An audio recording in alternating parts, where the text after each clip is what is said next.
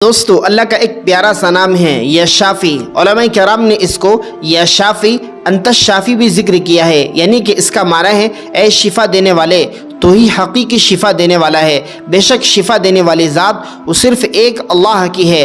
آج ہم ایک ایسا مجرب اور روحانی وظیفہ آپ حضرات کو بتائیں گے یا شافی انت شافی کا، جو بیماریوں کے خاتمے، شفا حاصل کرنے اور دل اور جسم کی سلامتی کے لیے بے حد مؤثر اور مجرب ہے۔ آئیے ہم اس کے فوائد کو جانتے ہیں کہ یا شافی انت شافی اس نام کا وظیفہ کرنے سے ہمیں کیا فائدہ حاصل ہوگا، اور الحمدللہ اس نام کو پڑھنے کے جو بہترین وظائف ہے اور فوائد ہے آج میں آپ کو بتاتا ہوں۔ جیسے کہ دوستو اس نام کو پڑھنے کے 6 بڑے فائدے ہیں۔ نمبر 1 فائدہ، ہر قسم کی جسمانی بیماری چھوٹی ہو یا بڑی، اللہ کے جانب سے شفا ملنے کے لیے آپ یا شافی انت شافی کا یہ عمل کر سکتے ہیں۔ نمبر 2، دل کو سکون اور روحانی بیماریوں سے نجات کے لیے آپ یا شافی انت شافی کا عمل کر سکتے ہیں۔ نمبر 3 فائدہ، نفسیاتی مسائل، ڈپریشن، انزائٹی، مائگرین، خوف، وسوسے اور ڈر سے حفاظت کے لیے آپ یا شافی انت شافی پڑھ سکتے ہیں۔ لا علاج مریضوں کے لیے یہ وظیفہ خاص شفا بخش ہے۔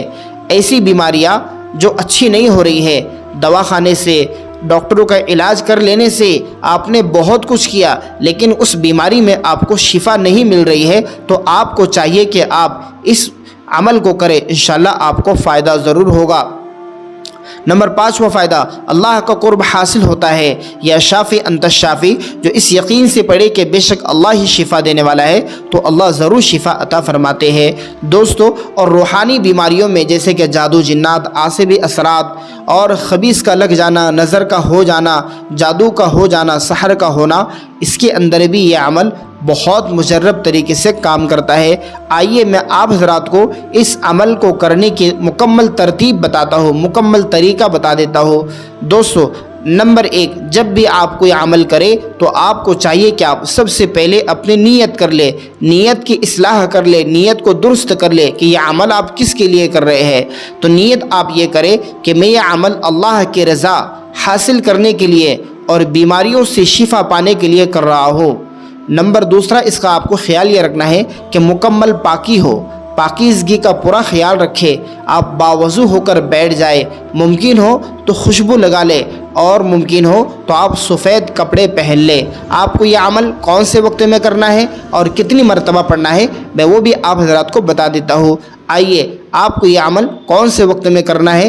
سب سے بہترین عمل تہجد کی نماز کے بعد کا ہے۔ روزانہ تہجد کی نماز پڑھ لینے کے بعد یہ عمل آپ کر سکتے ہیں۔ اگر تہجد پڑھنے میں آپ کو دقت اور دشواری ہو، ممکن نہ ہو، تو آپ فجر کی نماز کے بعد بھی یہ عمل کر سکتے ہیں۔ آئیے کس طریقے سے پڑھنا ہے اور کتنی مرتبہ پڑھنا ہے اس کی طرف ہم نظر ڈالتے ہیں۔ تسبیح کا طریقہ، یعنی کہ یا شافی انت شافی کس طریقے سے پڑھنا ہے۔ سب سے پہلے آپ قبلے کی طرف رخ کر کے بیٹھ جائے، اس کے بعد 11 مرتبہ درود ابراہیم پڑھ لے، اس کے بعد یا شافی انت شافی 1100 مرتبہ پڑھے، اس کے بعد پھر 11 مرتبہ درود ابراہیم پڑھے۔ سب سے پہلے درود ابراہیم 11 مرتبہ، پھر یا شافی انت شافی 1100 مرتبہ، پھر 11 مرتبہ درود ابراہیم پڑھ لے۔ اس کے بعد دعا کرے۔ وظیفہ مکمل ہونے کے بعد، عمل مکمل ہونے کے بعد آپ اللہ سے دعا کریں۔ آپ اللہ سے یہ دعا بھی کر سکتے ہیں، تو ہی شفا دینے والا ہے، بے شک شفا تیرے جانب سے عطا ہوتی ہے، تو ایسی شفا عطا فرماتا ہے جس کے بعد کوئی بیماری باقی نہیں رہتی۔ مجھے جسمانی، روحانی اور قلبی بیماریوں سے نجات عطا فرما دیجئے۔ بے شک اللہ شفا آپ کے ہاتھ میں ہے، شفا آپ دینے والے ہیں، تو انشاءاللہ اللہ آپ کو آپ کی بیماریوں میں شفا عطا فرمائے گا۔ یہ عمل آپ بہت زیادہ بڑی بیماری میں آپ اگر مبتلا ہے تو آپ اس عمل کو 40 دن کنٹینیو کریں، اور اگر نارمل پرابلم ہے آپ کو تو اس عمل کو آپ 21 دن تک بھی کر سکتے ہیں۔ اور اگر آپ کو کچھ پرابلم نہیں ہے اور آپ یہ چاہتے ہیں کہ بیماریوں سے بچا جائے، تو آپ اس عمل کو 1 مرتبہ ضرور 11 دن تک مسلسل کریں۔ انشاءاللہ اس عمل کے برکت سے اللہ سبحانہ و تعالیٰ آپ کو بہت ساری بیماریوں سے بچائے گا۔ اس مجرب عمل کے بہت سارے فوائد کتب میں اور بزرگان دین کے تجربات سے ثابت ہے۔